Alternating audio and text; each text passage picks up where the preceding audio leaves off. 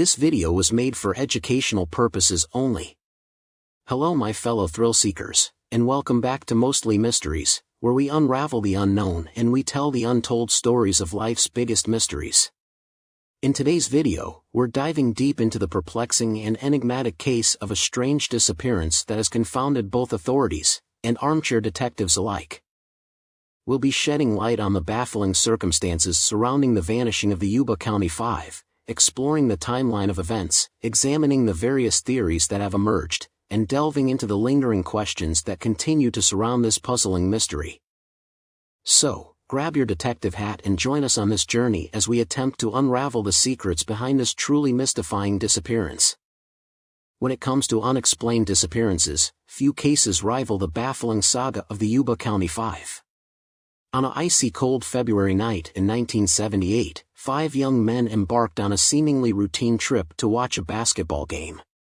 Little did anyone know that this innocuous outing would culminate in one of the most confounding mysteries in American history.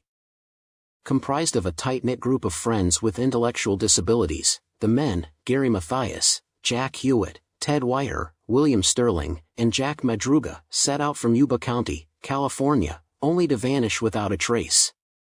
The subsequent search efforts, extensive investigations, and years of speculation have yielded no definitive answers, leaving behind a haunting enigma that continues to captivate the public imagination.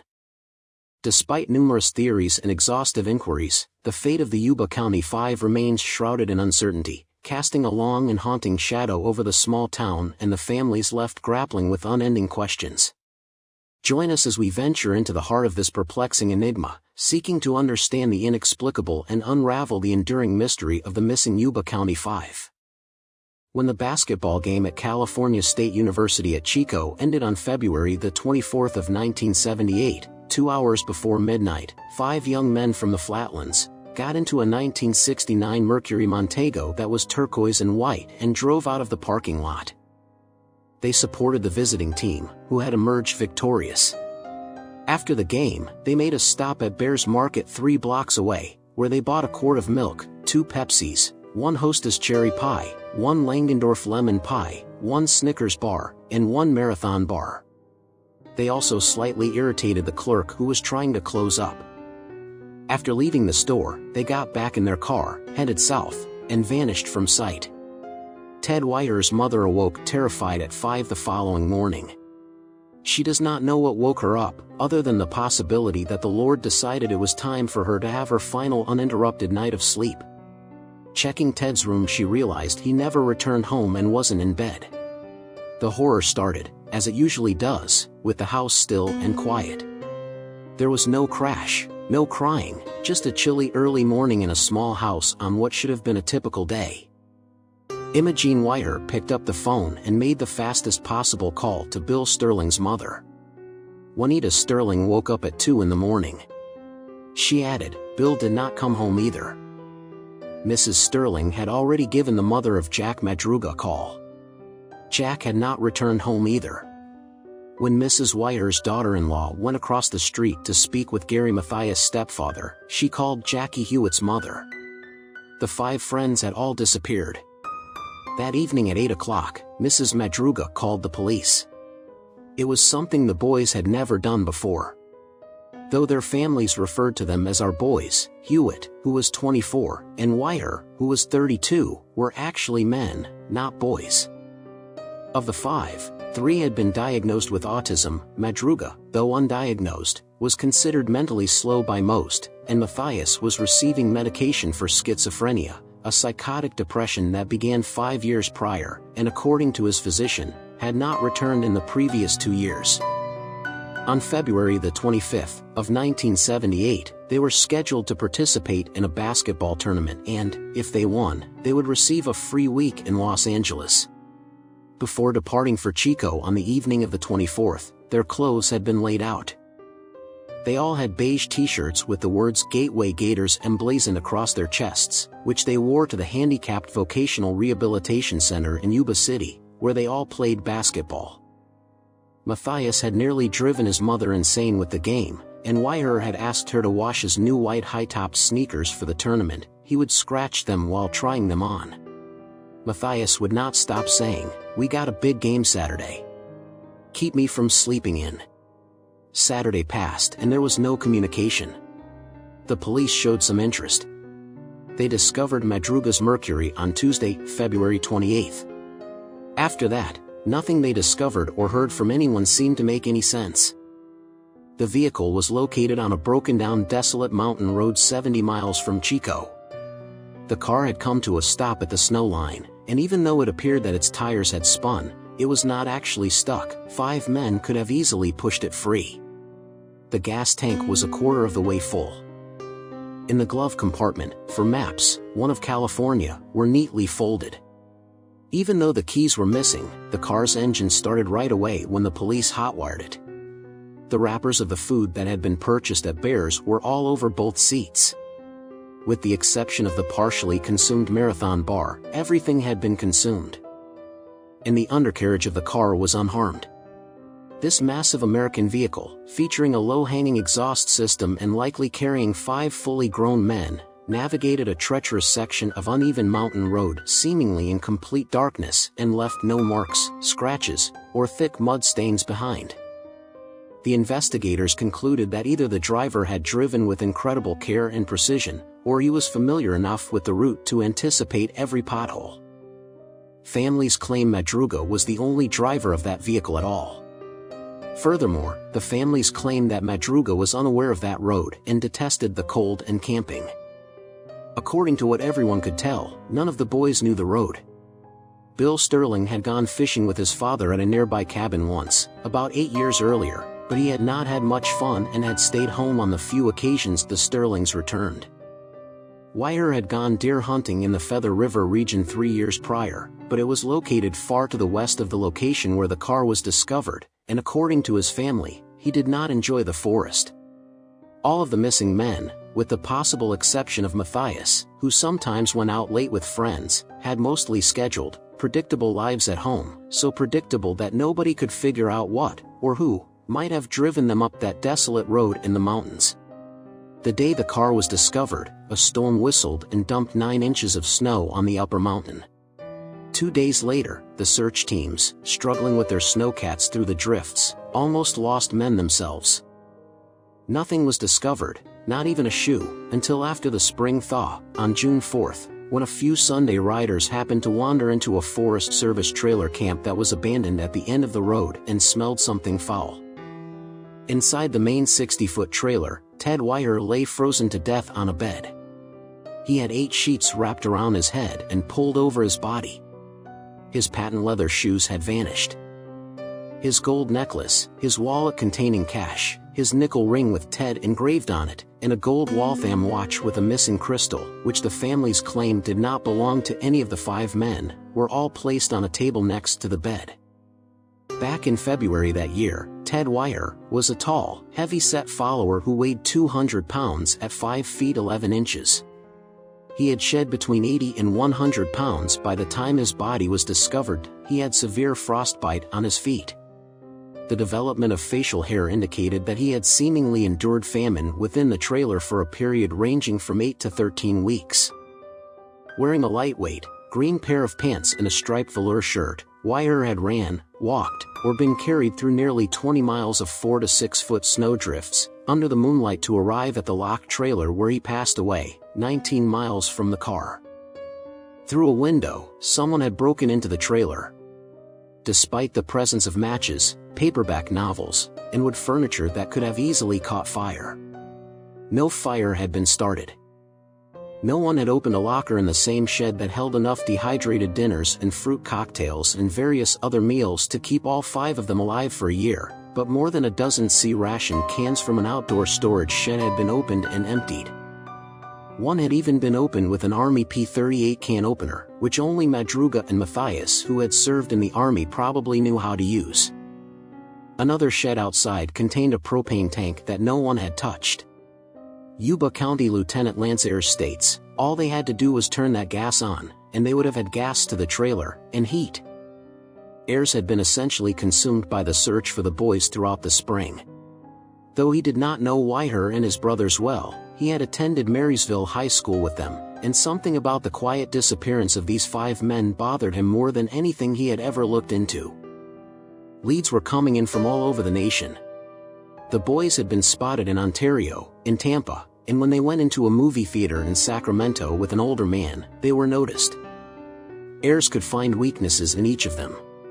The psychics they consulted were skeptical but desperate. 2 accounts diverged, one claiming the boys had been abducted and taken to Arizona and Nevada, and the other that they had been killed in Oroville, in a 2-story red brick or stained wood home bearing the numbers 4723 or 4753 on the driveway.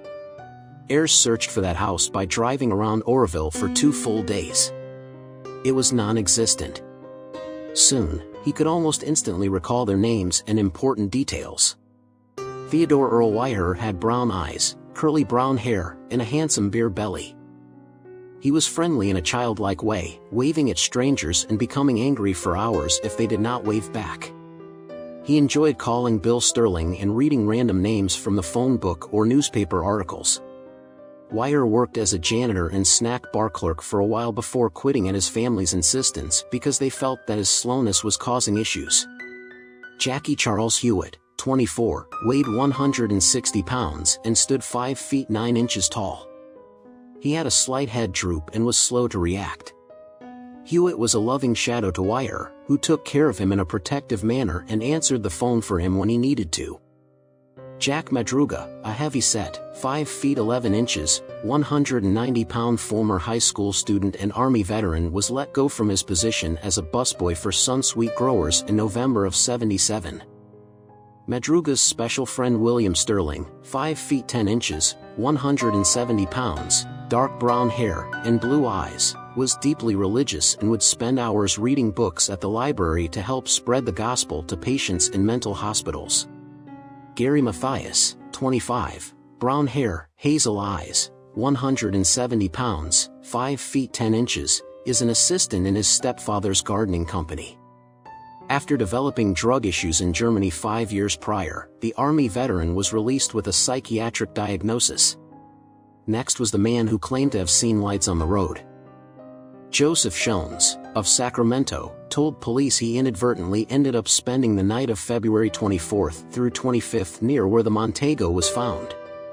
He had driven up there, where he had a cabin, to check the snowpack in advance of a weekend ski trip with his family.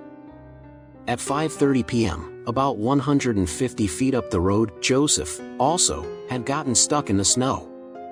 In the process of trying to free his vehicle, he realized he was beginning to experience early symptoms of a heart attack and went back and sat down in his car, keeping the engine running to provide heat. 6 hours later, lying in the car and experiencing severe pain, Shones saw headlights coming up behind him. Looking out, he saw a car parked behind him, headlights on, with a group of people around it, one of which seemed to him to be a woman holding a baby. He called to the group of people for help, but they stopped talking and turned their headlights out. Later, he saw more lights from behind him, this time flashlights, that also went out when he called to them for help.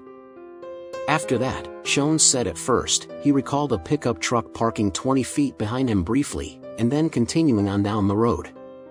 Later, he told police that he could not be sure of that, since at the time he was almost delirious from the pain he was in. After Shones' car ran out of gas in the early morning hours, his pain subsided enough for him to walk 8 miles down the road to a lodge, where the manager drove him back home, passing the abandoned Montego at the point where he had recalled hearing the voices originate from. Doctors later confirmed that he had indeed experienced a mild heart attack in his car that night. The bodies of Madruga and Sterling were discovered by searchers the day after Weiher's body was found. About 11 miles from the car, they were lying on different sides of the road leading to the trailer. After being dragged 10 feet or so to a stream, Madruga, who had been partially consumed by animals, lay face up with his right hand twisted around his watch. Dispersed over roughly 50 feet, Sterling was in a forested area. All that remained of him were bones. A couple of days afterward, Jackie Huett's father discovered his son's backbone in a location that was slightly off the same road and closer to the trailer. Fearing something similar might occur, heirs had attempted to dissuade Huett, whose first name is Jack, from joining the search, but he had insisted on going. Jackie's shoes had creased soles and leaves were scattered about, along with a few other bones. The following day, a Plumas County assistant sheriff discovered a skull approximately 100 yards downhill from the remaining bones. These were Jackie Huett's teeth, according to the family dentist. Similar to Madruga and Sterling, Huett's body had been lying northeast of the trailer. 3 wool Forest Service blankets and a 2-cell flashlight were discovered by the side of the road approximately a quarter-mile northwest of the trailer. The flashlight had been switched off and was starting to rust a little. It was impossible to determine the exact duration of its presence. They could not find Gary Mathias anywhere. The discovery that his tennis shoes were inside the Forest Service trailer raised the possibility, which puzzled investigators, that he removed them in order to put on Weiher's leather shoes, especially since Weiher had larger feet and Mathias's may have swelled from frostbite. However, all they had was pure speculation.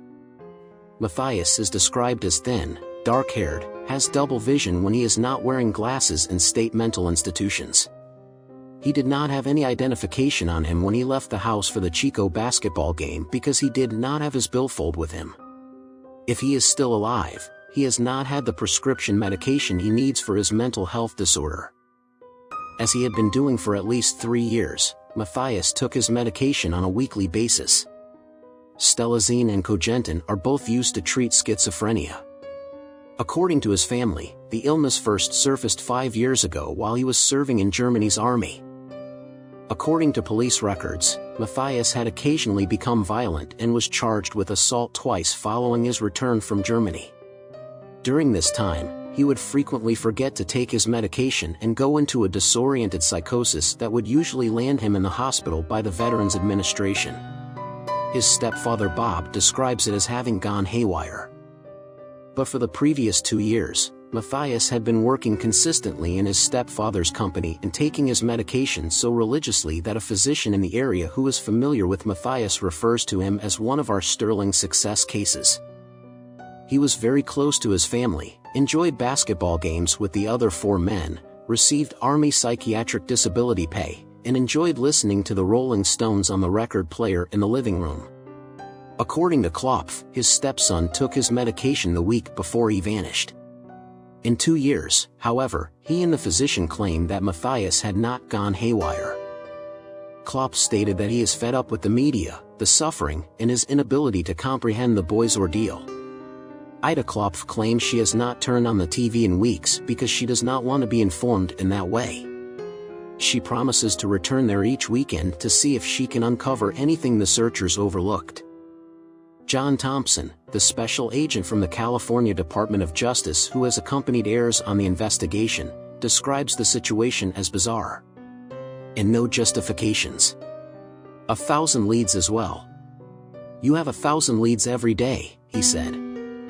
They discovered that on February 23, a Forest Service snowcat ran up the road to the trailer, leaving the boys with the possibility of following a packed path in the snow. They encountered a water witcher from Paradise, a town up north, who claimed to have fixed it so that his divining rod would detect human mineral traces. He then directed the searchers to an abandoned cabin close to the abandoned car. A gray disposable plastic cigarette lighter was discovered approximately 5 miles northwest of the trailer. None of the boys, according to the families, carried a lighter. Beside Weiher's body, a gold watch was discovered. They learned that Forbestown, roughly halfway between Chico and Yuba cities, is where Gary Mathias knew people. It is a road with a turnoff that is so easy to miss that anyone driving late at night could have ended up going north toward the mountains and getting lost. But it was all in vain. The watch may have belonged to a forest ranger in the trailer months earlier. The cabin discovered by the water witcher was empty, and Mathias's friends in Forbestown claimed they had not seen him in a year. The cigarette lighter may have been dropped by a hiker. Imagine they pursued the paths taken by the snowcats. Let us say that is how Weiher got through 20 miles of deep snow. How come? Why take a midnight drive into the forest while leaving behind a fully functional car? Why risk dying by breaking into a locked unheated trailer after pushing through 20 miles of snowdrifts and darkness? Why make the long drive up there in the first place? Furthermore, how? Why was the car not damaged if someone was pursuing them? What voices and what whistling noises did Shones hear that night on the road? None of this is adding up, not even a little bit. They were forced to go up there by someone or something. Mabel, Jack Madruga's mother, states firmly.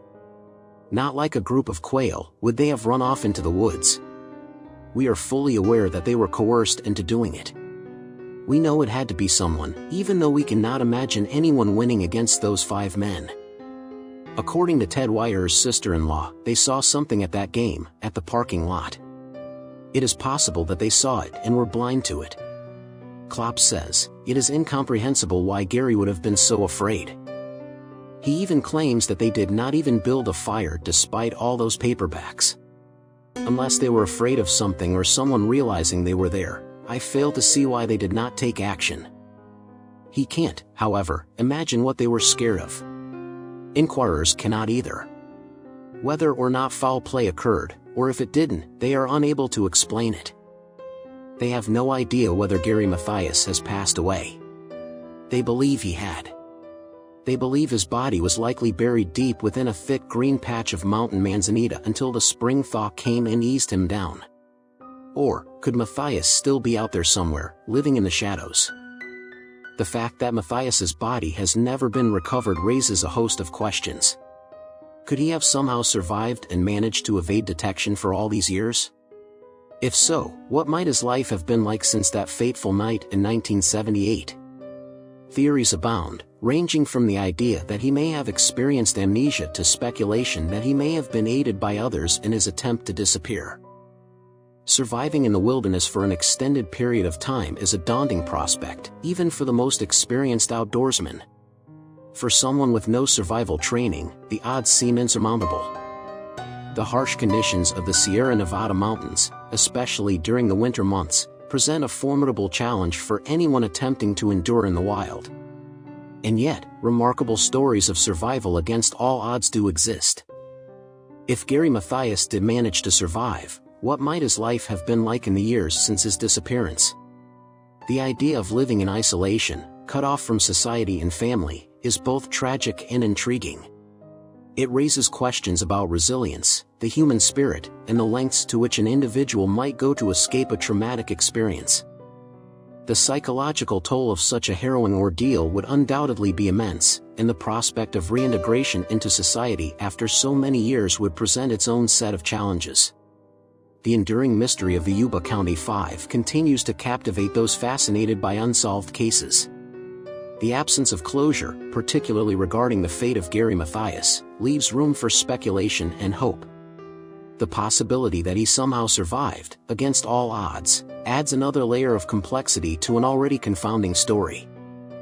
As time marches on, the mystery of Gary Mathias's disappearance persists, leaving us to wonder what might have become of him if he did manage to defy the odds and survive. The truth may never be known, but the story of the Yuba County Five and the enigma of Gary Mathias will continue to intrigue and haunt those who contemplate the mysteries of the human experience.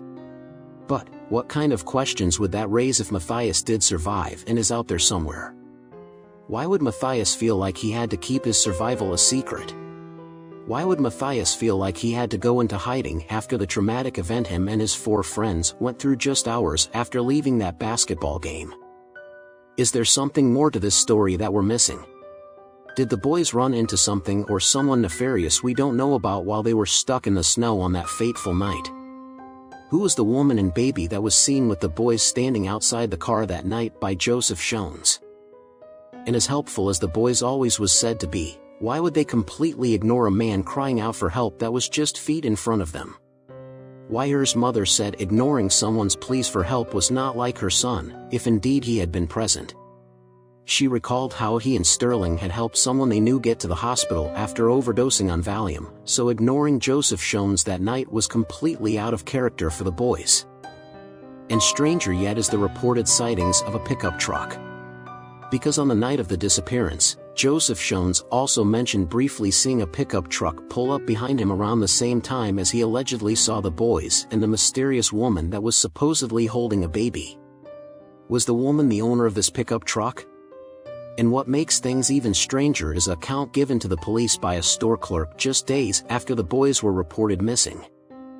The report was from a woman who worked at a store in the small town of Brownsville, 30 miles from where the car had been abandoned, which they would have reached had they continued down the road.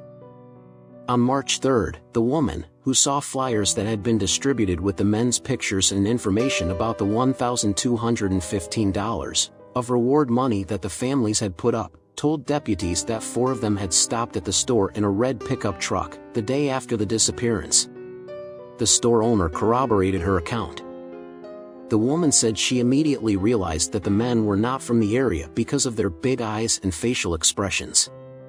2 of the men, whom she identified as Huett and Sterling, were in a telephone booth outside the store, while the other 2 went inside. The police said she was a credible witness and they took her account seriously. The proprietor of the business provided further information, stating to investigators that he saw 2 men who he thought were Weiher and Huett enter and purchase burritos, chocolate milk, and soft drinks.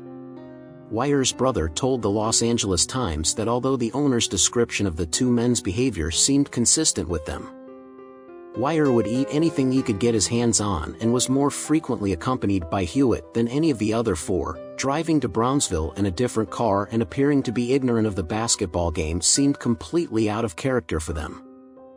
According to Hewitt's brother, Jack detested using phones so much that he would take Jack's calls whenever any of the other men in the group called. So, who was the owner of this pickup truck? And who was that woman? And more importantly, did they have something to do with the boys' demise? Were the boys forced into the frigid wilderness? And is that why Mathias' body hasn't been found?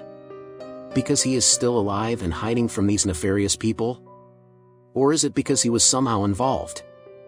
Well, whatever the case may be, we will probably never know what really went on that fateful winter night. But, all we can do is hope. Hope that the families of the boys receive closure. And hope that Mathias is someday found. And rather found alive than dead. But until then, the case of the Yuba County Five will go down in the history books as one of the most mysterious cases of all time. Thank you so much for sticking around and watching this video through its entirety. Your support truly means the world to me.